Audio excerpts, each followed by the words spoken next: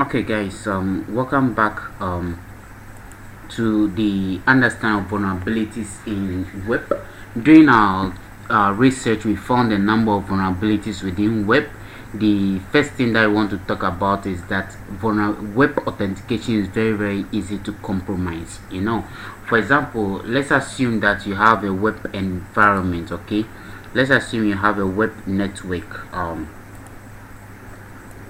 Let's assume you have a web network. Okay, and then the web network, what you have is that your users are actually connecting to the network, and now as they connected to the network, what we are saying is that a hacker who doesn't know the password to the web network can still authenticate with your access point, or can even authenticate with your client without knowledge of the web key. That is what we've actually found out. So web authentication is very easy to compromise. And then the serious flaw over there is that web is actually a symmetric keying algorithm. That means that the same key which is used for authentication is the same key that is going to use for encryption and then decryption.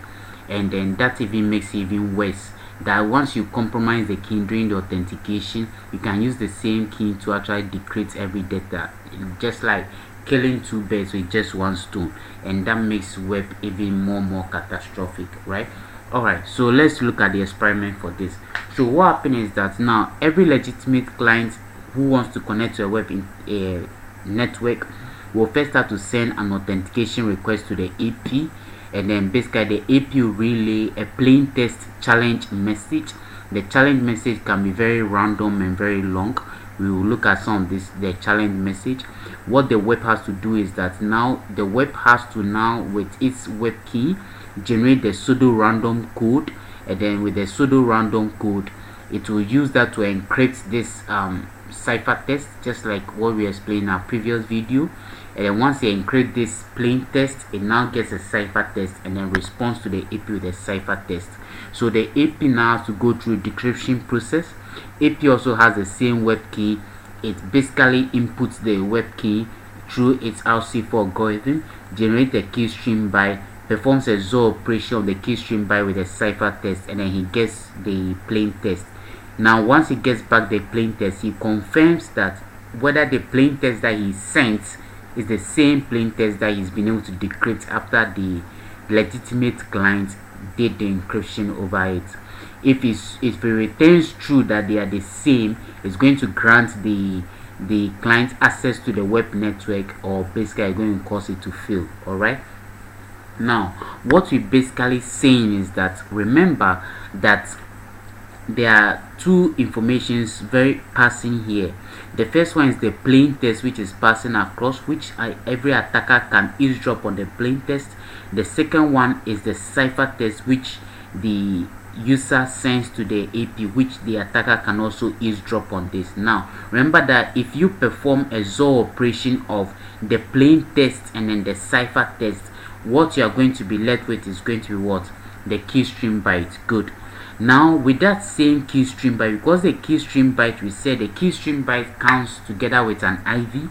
Now let me then ask you, that is where the vulnerability comes in. Let me ask you, supposing you have an attacker, now with that key stream byte and then the IV, can the attacker basically send an authentication request, okay, to the AP? So here what we have is that we explained the first part. Let's supposing that was the plain text the AP relayed to the attacker, and then which the attacker is dropped, and then the second is the cipher text which the attacker is dropped. He does a XOR of just these two operations, and then at the end of the day he has a copy of the key stream byte which was used for the encryption. Okay, so the next thing is that now the plus the IV as well, don't forget that, plus the IV as well. So the next thing is that now the attacker will now send an authentication request to the AP that I want to negotiate authentication with you. I'm a new client or what have you. And what will happen is that the AP will have to throw the attacker a challenge, a plain text message. Alright, and then according to the mind of the AP, he expects that the attacker should generate, if he knows the key to the network, he should generate his key stream byte and then use the key stream byte to encrypt the plaintext and send to him. What he doesn't know is that the attacker has already eavesdropped on the plaintext and then ciphertext response between it and then the legitimate client, so he has a copy of the key stream byte and IV. All that the attacker does is that as soon as he receives the plaintext, supposing that the plaintext was scam, with its ICV computed, it just XORs it together with the key stream byte that he stole in the previous one, performs a XOR operation, and voila, there he is. He has a ciphertext. So with this same ciphertext, all that you just have to do is to append the same IV. And then the sad thing about WEP is that the IEEE specification did not say anything about IV reuse. In fact, you can use the same IV over the network and then nothing will happen. They don't even specify that the way the IV should be generated. If for some devices you will find that the IV has generated starting from 0, 1, 2, 3 in a very logical way, which is very predictable, and even when you switch off the device, it just boots up and moves with the same style, 0, 1, 2, 3, 4, 5, like that. So IV reuse is something that web does not flaw upon, does not frown upon, and therefore IV reuse is there. So the attacker capitalizes on this, and then with that he actually sent response to the challenge to the ciphertext. And because the key stream byte and then the IV the attacker use is correct, definitely the access point will grant him a success and authenticate success to the network. So let's prove this one with basically an experiment. All right, okay, so basically let's look at our experiment. So we will basically get ourselves into backtrack, open a console interface, and then what we will do is to use arrow dump. Okay, first of all, let's look at whether we have created a monitoring interface. ifconfig. So ifconfig, okay, mon0 interface have basically been created here. Okay, that is fine. So the next we are going to do is we are going to look at what are the networks which are actually running over the airwaves, and then that command is basically arrow dump -ng on mon0. all right, so let's see what kind of networks are basically running.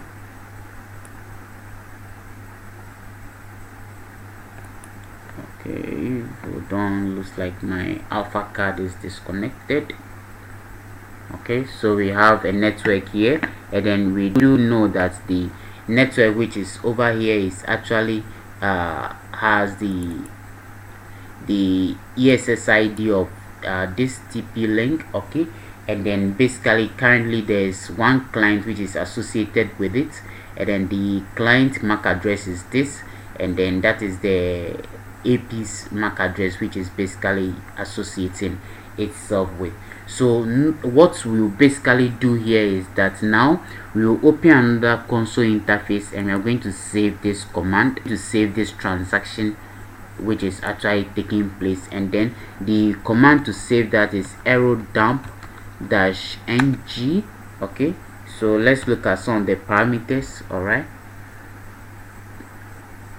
so arrow dump -ng will basically have the view IV beacon water view.